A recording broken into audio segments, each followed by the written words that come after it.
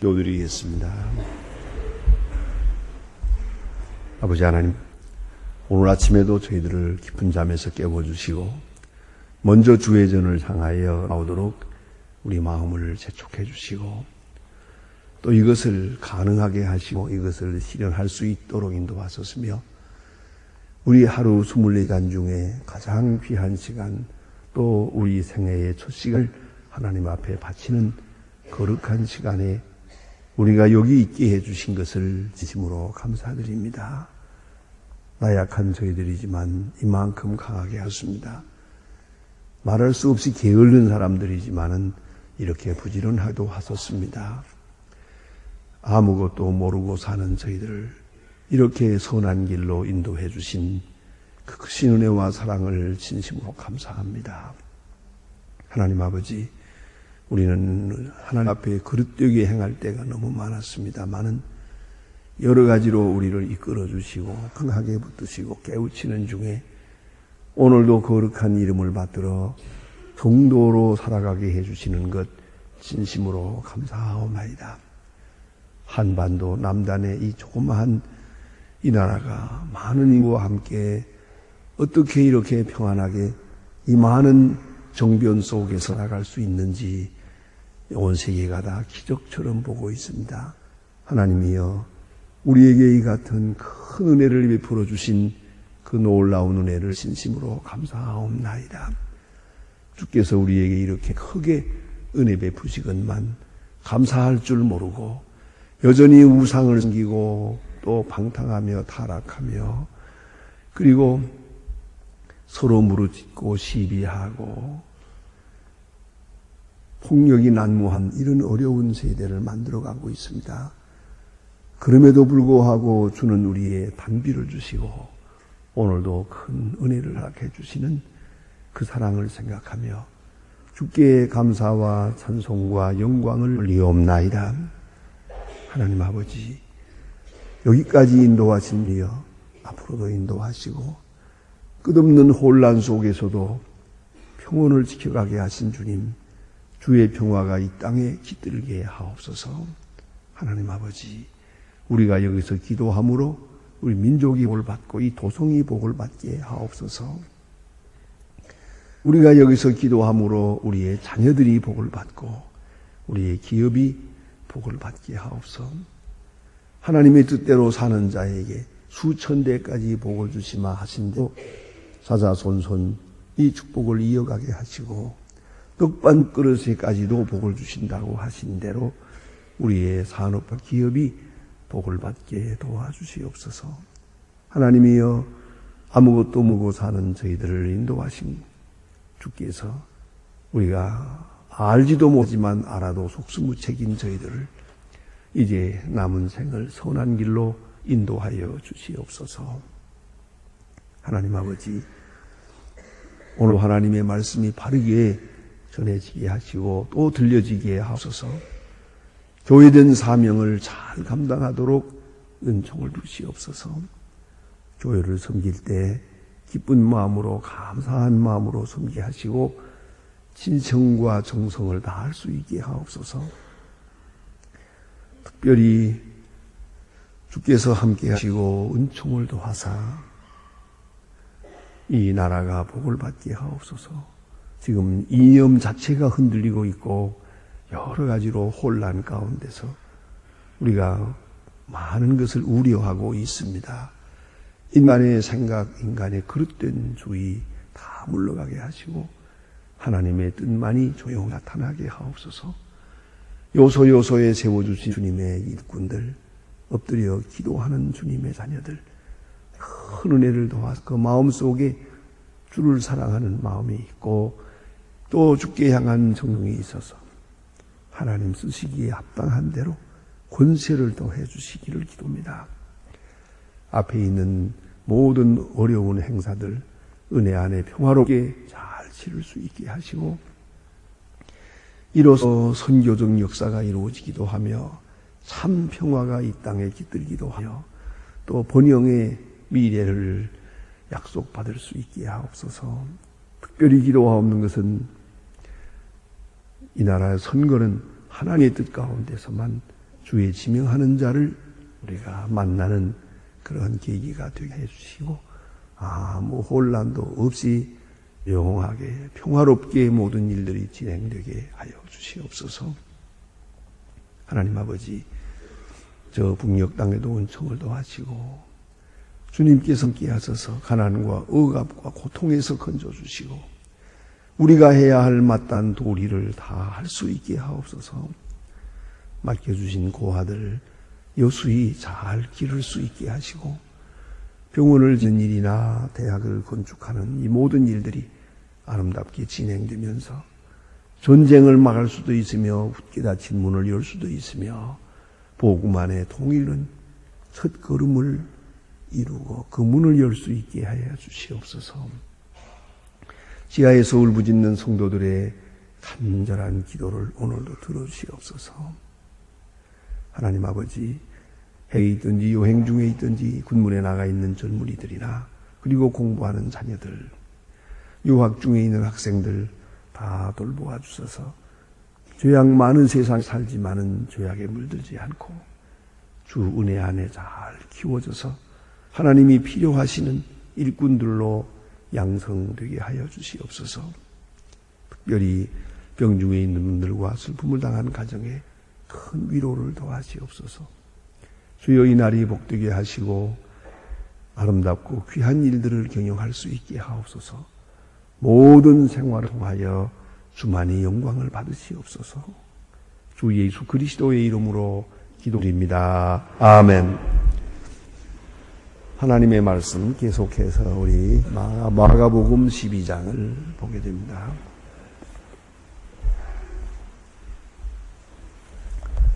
마가복음 12장입니다. 41절로부터 44절 끝절까지 보게 됩니다. 마가복음 12장 41절로 44절 저와 같이 한 목소리로 봉독하게 됩니다. 예수께서 연복궤를 대하여 앉으사 무리의 연복궤에 돈 넣는 것을 보실새 여러 부자가 많이 넣는데 한 가난한 과부는 와서 2렙돈 곧 한 달란트를 넣은지 그래서 제자들에게 불러다가 이르시되 내가 진실로 너희에게 이르노니 이 가난한 과부 연복궤에 넣는 모든 사람보다 많이 넣어 저희는 다 훈tuk한 중에 넣었거니와 이 과부는 그 부차한 중에서 자기의 모든 그 생활비 전부를 넣었느니라 하셨더라. 아멘.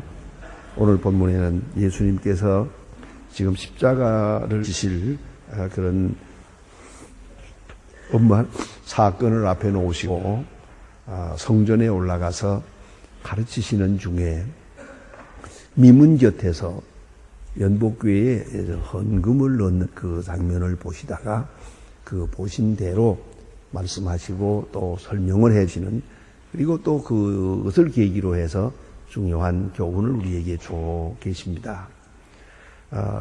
예루살렘 성전에는 이제 제사장들이 들어가서 역사하는 지역이 있고 그 다음에 일반 사람들이 들어가서 예배드리는 장소가 있고 그 뒤에는 여자들이 모이는 곳이 있습니다.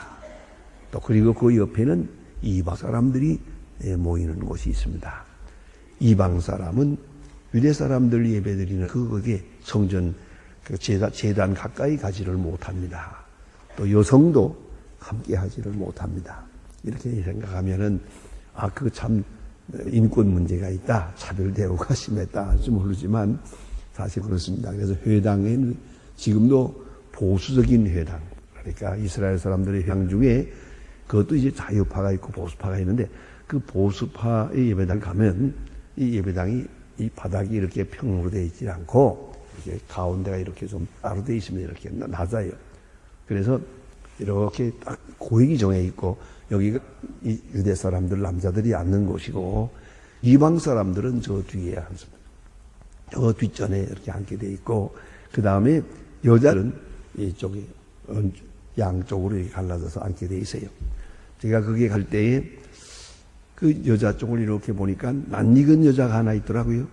내가 언제부터 저 여자를 알지 하고 자세히 보았더니 영화 배우 중에 한 사람이더라고요. 그 사람이 엘리자베스 테일러. 그래서 참 그는 나를 모르지만 나는 그를 알잖아요. 그래서 그런 일이 있었습니다. 그렇게 지금도 이렇게 차별을 둡니다. 옛날 2000년 전엔 그래서 말할 것도 없죠. 그래서 이렇게 이방 사람들이 있는 곳, 유대 사람들이 있는 곳, 그리고 여자들이 있는 곳이 따로 나눠 있는데, 이방 사람들이 있는 곳과 여자들이 있는 그 사이에 미문이라고 하는 문이 있습니다. 그리고 그 문 앞에 성전교회가 쭉 이렇게 널려 있는데, 그 성전교회는 13개나 됩니다. 사람들이 많이 출입을 하니까 하나가 아닙니다. 13개에 이렇게 궤짝이 놓여 있고, 그 궤짝의 모습이 나팔을 닮았다고 해서 트럼펫이라고, 영어로 트럼펫, 나팔이라고 그렇게 부르기도 한다고 합니다. 그런데 그런 성전교회가 이렇게 오고 있습니다. 이제 사람들이 나가면서 들어오면서 거기다가 헌금을 하게 되어 있습니다. 이 연보는, 이 헌금은 이렇게 하나님 앞에 드리는 것이고, 강압적으로 드리는 게 아닙니다.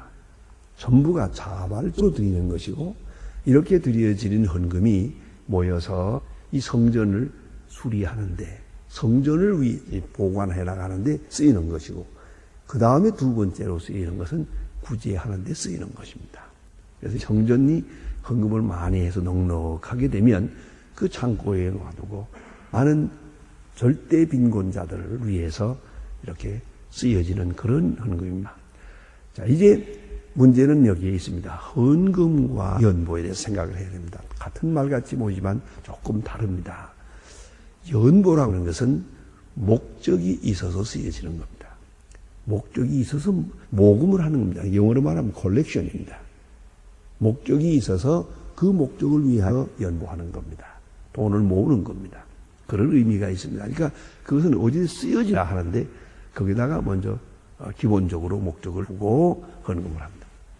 그러나 또 하나의 헌금은, 이것은 마음을 드리는 표로 하나님 앞에 드릴 뿐입니다.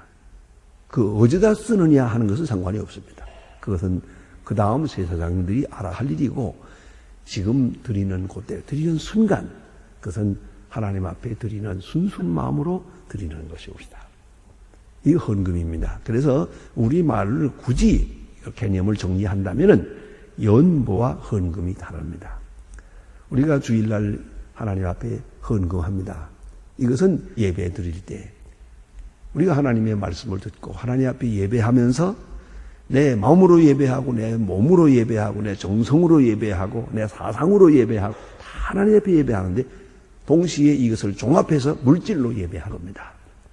그래서 우리의 감사한 마음을, 우리의 헌신하는 마음을 여기에 담아서 드립니다. 예수님 말씀대로 네 보화가 있는 곳에는 마음도 있느니라 그랬어요.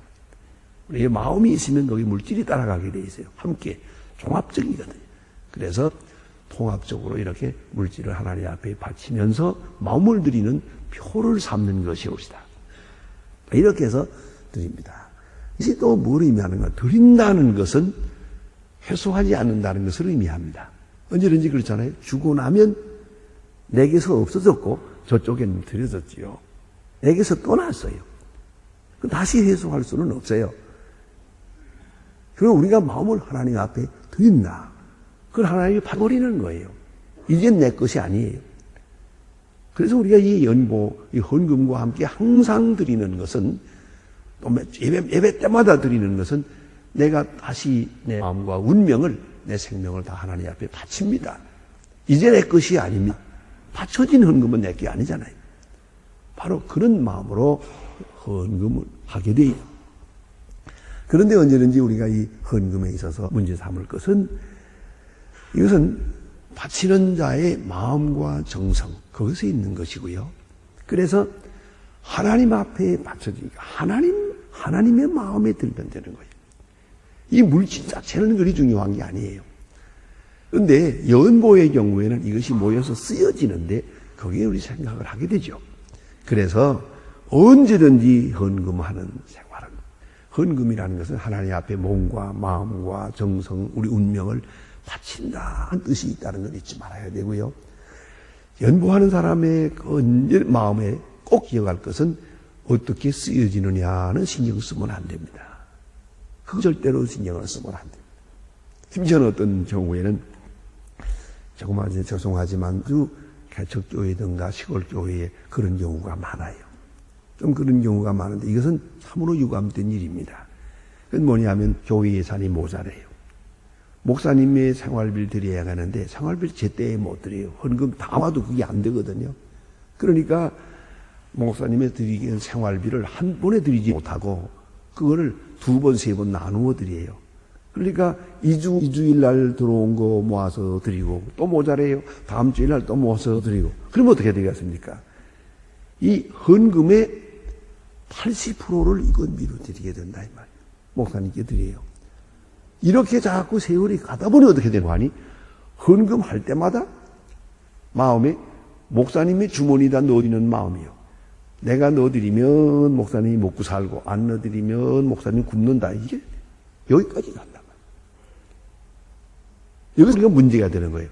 헌금은 오직 하나님께 드리는 마음으로 지극정성으로 오직 하나님께 향하는 마음으로만 드리고 그 다음에 교회에서 봉급을 받는다 하는 사람들이 여기 있지만은 사무원도 있고 뭐다 일하는 분들이 받지만 그분들은 어디까지나 교회로부터 받는 것이고 하나님께로부터 받는 거예요.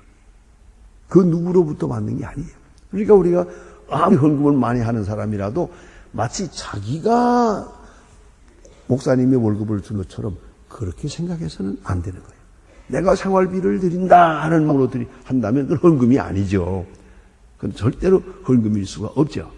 그런 의미에서 이 교회는 그렇게 늘 얘기를 합니다. 이 목회학에서 말할 때 교회 예산에 인건비가 3분의 1 이상이 넘어가면 그 연보의 의미가 변할 수 있다. 그러니까 인건비가 80% 90% 이렇게 되면 이거 안 되죠. 또 우리 교회에서 쓰는 돈이 너무 많아지면 안 되죠. 그게 아주 중요한 것이에요.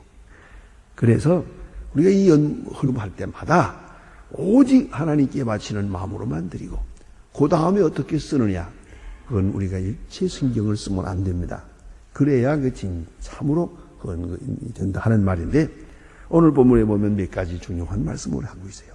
부자는 많이 있어요. 액수로는 많아요. 이 가난한 과부는 여기 보니 2렙돈, 렙돈이라는 말이 로마 화폐의 뜻인데 제일 작은 돈이고 얇다는 뜻이에요. 얇은 돈. 그 돈 중에 우리가 지금 1원짜리처럼 가장 낮은 단위를 말하는 거예요. 그 다음에 여기 보면 고드란트라고 하는 것은 헬라 돈이에요. 그러니까 같은 돈인데 하나는 로마 돈으로서는 그렇고 가치로 볼 때는 헬라 돈으로는 한 고드란트라 이렇게 말했습니다. 어쨌든 돈 단위 중에 가장 작은 단위의 돈 하나. 그 하나를 지극한 마음으로 받았어요. 그러니까 다른 사람들 많이 드릴 때 이 사람 요거 드리니까 어떻게 했습니까? 양으로 볼 때는 죄송스럽고 부끄럽고 민망하고 그렇죠. 그러나 우리는 그것을 꼭 드리고 싶었어요. 그 정성을 다해 드렸어요. 예수님께서 이것을 보시고 말씀하십니다. 이 사람은 더 많이 드렸느니라. 이 연부를 모아서 쓰는 입장에서 본다면 많은 표 좋은 거죠. 하나님께 드리는 정성으로 본다면 이분이 더 커요. 그럼 어떻게 크냐? 이것이 문제예요. 한 사람은 여유가 있는 것을 드렸어요. 이 사람 이거 드린다고 해서 생활에 지장은 없어요. 그러나 이분 생활의 전부를 드렸어요.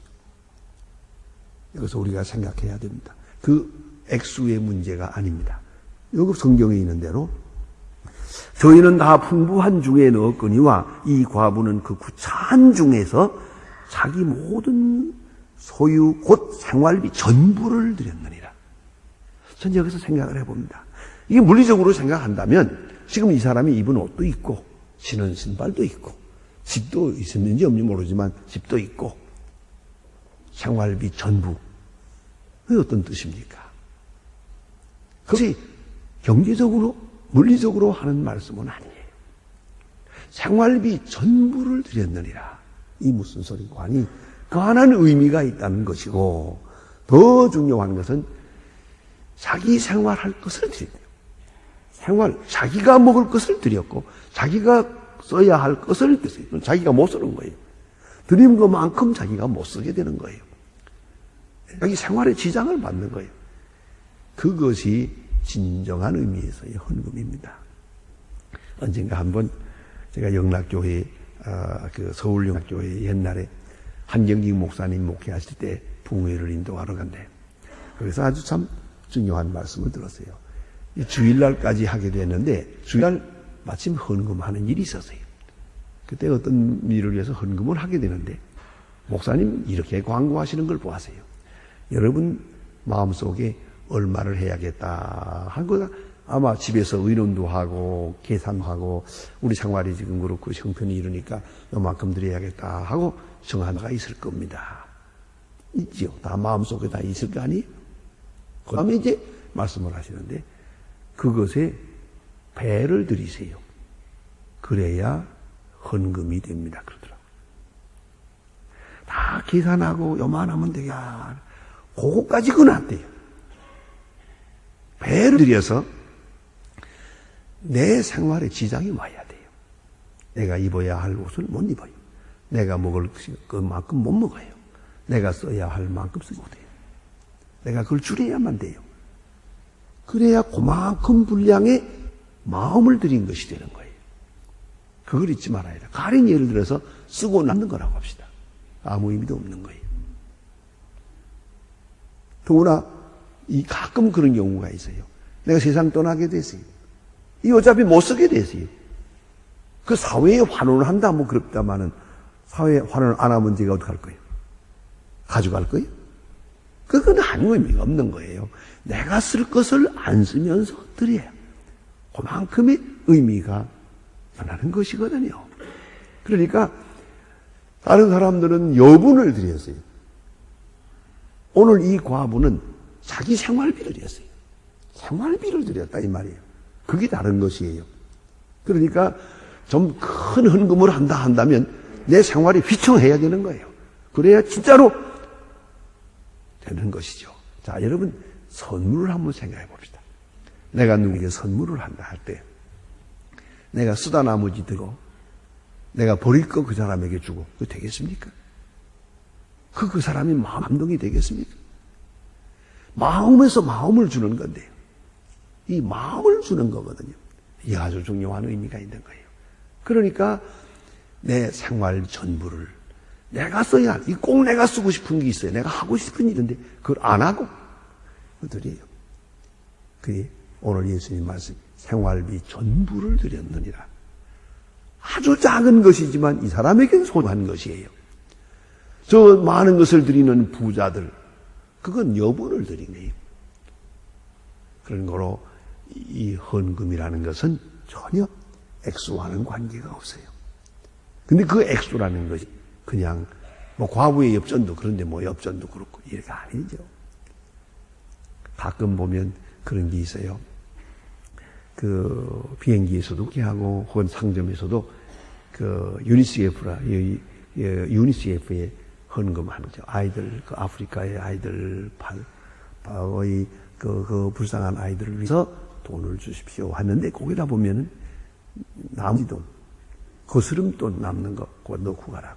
그래서 거스름돈을 수북이 넣어놓은 걸 볼 수 있어요. 그것도 귀한 거예요. 그걸 모아서 참으로 좋게 쓰여지긴 합니다만은 그럼 그런 생각을 해요. 다 쓰고 나머지 거스름돈 그거 뭐 몇 푼 남는 거 그거 그냥 던지는데 그것도 모아놓으면 큰일을 하긴 하지만은 이거는 선한 일이 아니죠. 이런 선한 일이 이루어서는 안 되죠. 깊이 생각해야 될 문제입니다. 그래서 오늘 여기서 이 말씀을 하시는 거예요. 또 하나 제가 헌금하면은 꼭 말씀드리고 싶은 게 있어요. 제가 신학대학 다닐 때 학생입니다.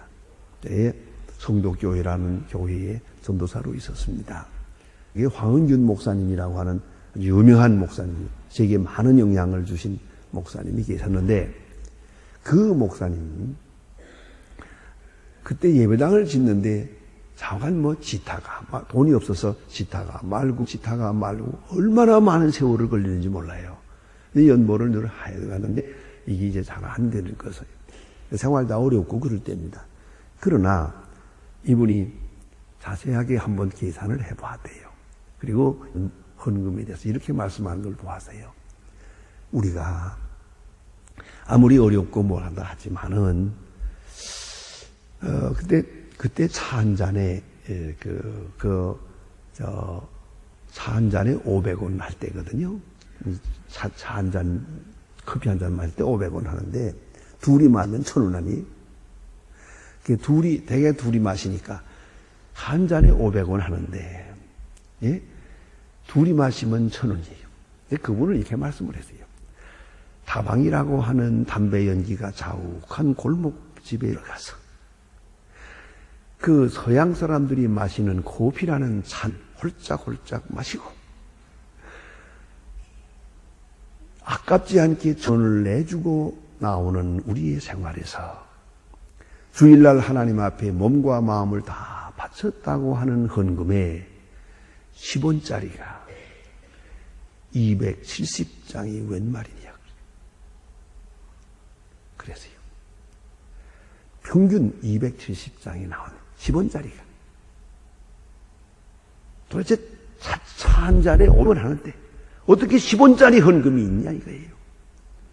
그래 아주 강하게 웅변적으로 말씀하시는 걸 보세요. 우리는 과부의 엽전을 쉽게 얘기를 해요. 이건 생활비 전부예요. 이 작은 돈이 아니에요. 이건 큰 돈이에요. 이 사람은 생활비 전부를 드렸어요. 중요한 것은 예수님께서 보시고 저 사람은 생활 전부를 드렸느니라 라고 받으셨어요. 주님께서는 하나님의 아들로 하나님을 대신해서 말씀하시는 거예요. 하나님 보시기에 저 사람은 다 드렸느니라. 생활비 전부를 드렸느니라. 그렇게 인정하셨다는 것이죠. 이것이 진정한 하나님께 드리는 연보예요. 그래서 오늘 이 성경에 예수님께서 크게 칭찬하셨어요. 과부의 엽전 2푼을 크게 칭찬하시고 그것이 바로 우리가 하나님께 향한 마음이에요. 하나님 앞에 드리고 하나님 앞에 헌금할 때 또 우리가 하나님 앞에 몸과 마음을 바친다는 것이 무엇을 의미하는가 할 때에 오늘 이 이야기는 너무나 중요한 이야기로 해석입니다. 깊이 생각해야 될 것입니다. 그래서 몸과 마음 정성을 다 드리는 표로 이루어지되 하나님 앞에 드리는 거예요. 바치고 돌아서는 거예요. 그 다음에 내가 뭘 받느냐 그런 생각하는 게 아니에요. 그런데 하나님께서는 양을 보지 않아요. 이거 작으니까 바칠 필요 없다. 아니에요. 많으니까 많이 드린 것처럼 생각 아니에요. 그 정성은 주님만이 아세요. 그 마음을 보시고 중심을 보십니다. 문제는 여기에요. 구차한 중에 구차한 생활 중에도 헌금은 있어. 구차하니까 작으니까 없다 아닙니다. 구차한 중에도 자기 모든 소유를 생활비 전부를 드렸느니라. 주님의 말씀입니다. 기도하십니다.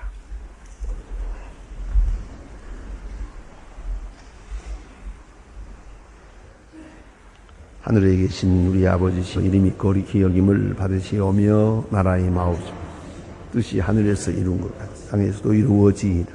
오늘날 우리에게 일용할 양식을 주시고 우리가 우리에게 죄진 자를 사하여 줄 것 같이 우리 죄를 사하여 주옵소서. 우리를 점에 들게 하지 마옵소서. 다만 하겠소 마옵소서. 내 나라와 권세와 영광이 아버지께 영원히 있사옵나이다. 아멘.